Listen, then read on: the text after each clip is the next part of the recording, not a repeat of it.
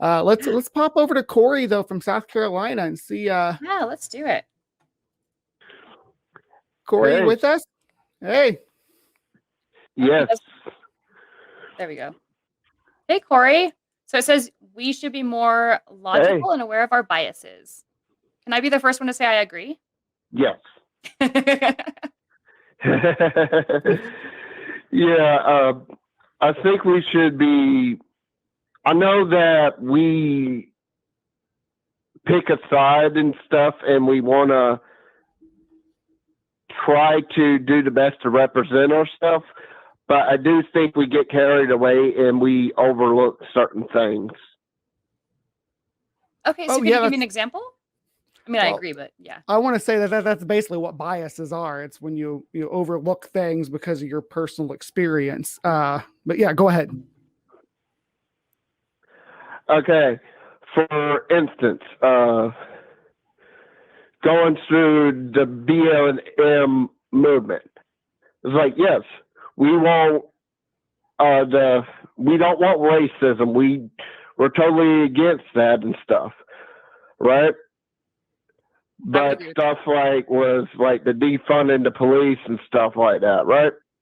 Not with defunding. Me as a cashier, yeah. Oh, go ahead. I might not agree with everything that you're putting out there, but go ahead and finish. I'm sorry.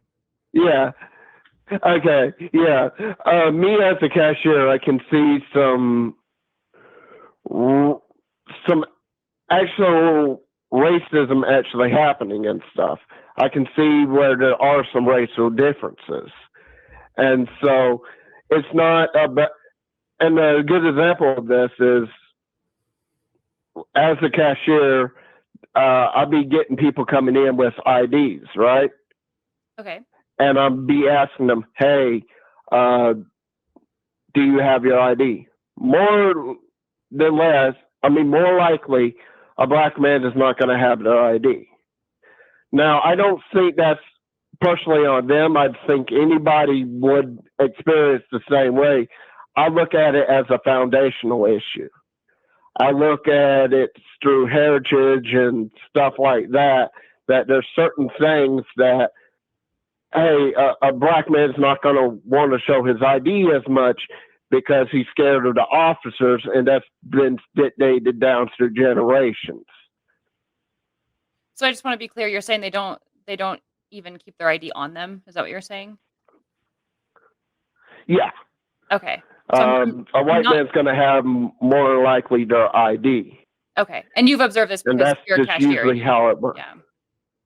Okay. Yeah, I work as a cashier, so I can verify this. I got cameras and stuff.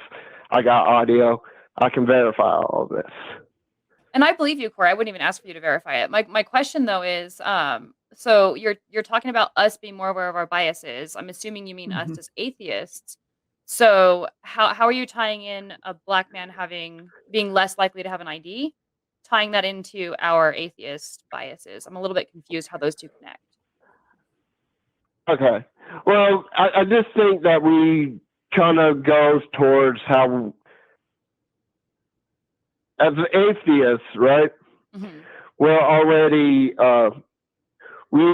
get picked on. We're already the less of, we're a marginalized group. Sure. I can agree with that. We're the marginalized group. And so we're naturally going to go to fight for equality. We're naturally more likely going to go with the majority marginalized group of a group that's going to support.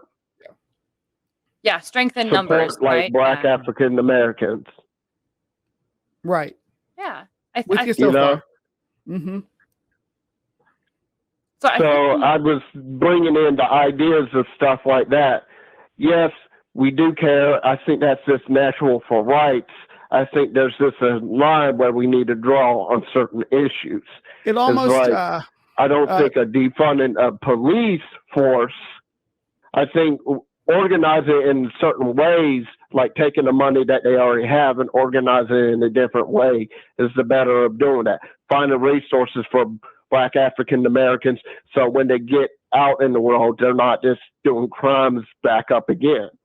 Actually, the defund the police, that's what it was about, was reallocating that the funding towards other social services to supplement police. It was just a really bad way of selling the idea by making that the hashtag and making that the name of the movement.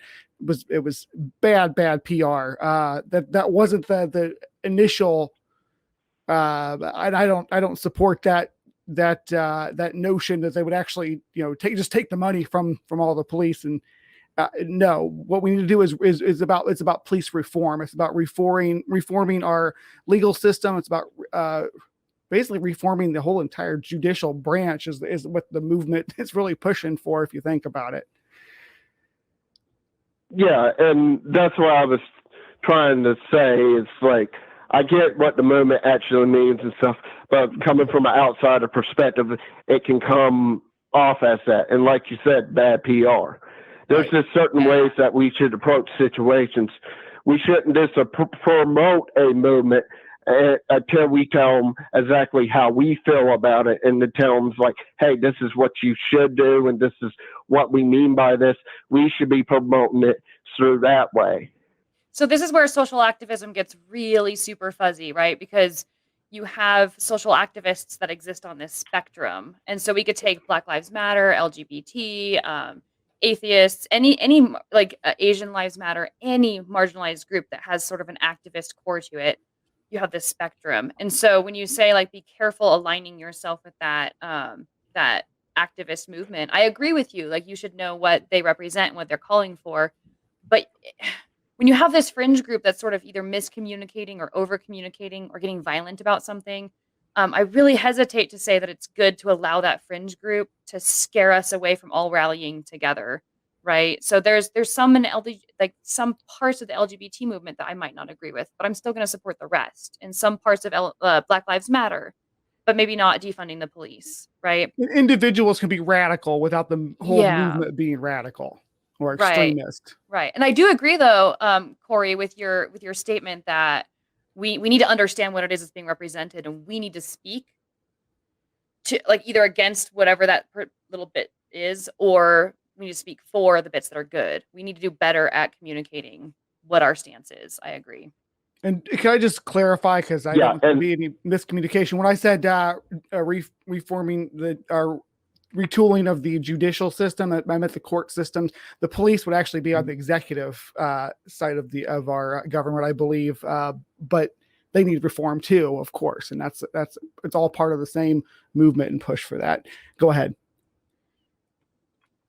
Yeah, and that's what I'm trying to say. I think since we're logical and we try to promote skepticism, and we try to get Christians to understand, like, hey, use logic when they see logical headlines and stuff, right? Like defunding the police, and we get on the bandwagon on that without saying our point of view on the subject, I think it can actually hurt us. I think you're right there. I agree. I think we should get better at communicating. Yeah. And at getting our platforms to be clearly articulated. Yeah. Yeah.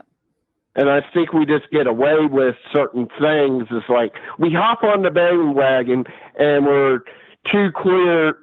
We hop on it just because it's what we represent. It's what we stand for. And that's what we want. But if there's something that is going to hurt us in the long run, right, and actually be detrimental, we might need to reevaluate how we say something. Right. Yeah. That's been a problem with a lot of progressive movements, and both real and fabricated. Just kind of a bad take on what progress means and what steps we need to take. I think me and Laura are both pretty much in agreement with what you're saying here. Yeah. So unless you have any final thought, we got to pop over to our next call, so we make sure to get everybody in.